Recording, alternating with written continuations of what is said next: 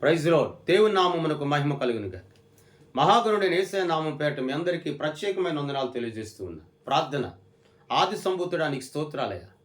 ఈ ఉదయకాల వాగ్దానము ద్వారా నీవు ప్రభు మమ్మను జ్ఞాపకం చేసుకొనమని అడుగుచు ఉన్నా.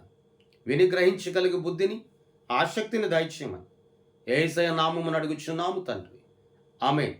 119వ దావీదు కీర్తన 143 వచనాన్ని చదువుకుందా.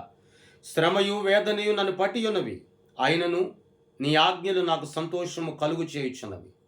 శ్రమ వేదన నాకు పుట్టుచున్నది, నాకు పట్టి ఉన్నవి. అయినా ఆ శ్రమలో, దుఃఖములో, వేదనలో ఉన్నటువంటి నాకు నీ ఆజ్ఞలు అనగా నీ వాక్యము సంతోషము కలుగు చేయుచున్నది అన్నాడు. శ్రమలో ఉన్నవాడు, దుఃఖంలో ఉన్నవాడు సంతోషించలేడు. సంతోషించగలిగే సామర్థ్యత అనేది వానిలో ఉండదు.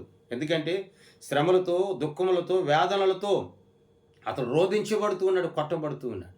కానీ ఇక్కడ దావీదు అంటాడు, శ్రమ వేదన నాకు పట్టినా నీ ఆజ్ఞలు నాకు సంతోషాన్ని కలుగజేస్తున్నాయి. చూడండి, దేవుని వాక్యం ఆత్మీయ జీవితానికి సంతోషాన్ని కలుగజేస్తుంది. దేవుని వాక్యం భక్తి కలిగిన జీవితానికి సంతోషం కలుగజేస్తుంది. దేవుని వాక్యం భక్తి కలిగిన జీవితాన్ని ఆశీర్వాదకరమైన మార్గంలో నడిపిస్తుంది. దేవుని వాక్యం భక్తి కలిగిన జీవితానికి విడుదల కలుగజేస్తుంది. దేవుని వాక్యం భక్తి కలిగిన జీవితంలో అద్భుతాలు వెంబడి అద్భుతాలు జరిగింపు చేస్తుంది. దేవుని వాక్యం భక్తి కలిగిన జీవితంలో సోలిపోకుండా, కృంగిపోకుండా, కలవరపరచబడకుండా దేవునిలో దృఢముగా నిలిచుటకు ఉపయోగపడుతుంది. అందుకని అంటాడు దావీదు, నీ వాక్యం, నీ ఆజ్ఞలు, నీ మాటలు నాకు సంతోషాన్ని ఇస్తున్నాయి. నిజమే, సంతోషం లేని నీకు ఈ రోజున సంతోషం నువ్వు అనుభవించాలి.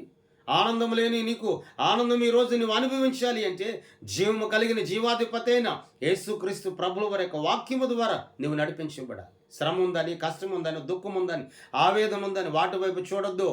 వాటిని కలిగించే వారి వైపు చూడొద్దు. వాటన్నిటి నుండి విడుదల చేసే సమర్థవంతుడైన దేవుని వైపు చూడు.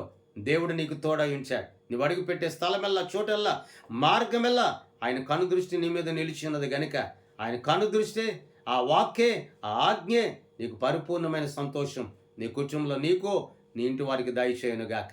ప్రార్థన. జీవాధిపతి నీకు స్తోత్రాలయ్యా.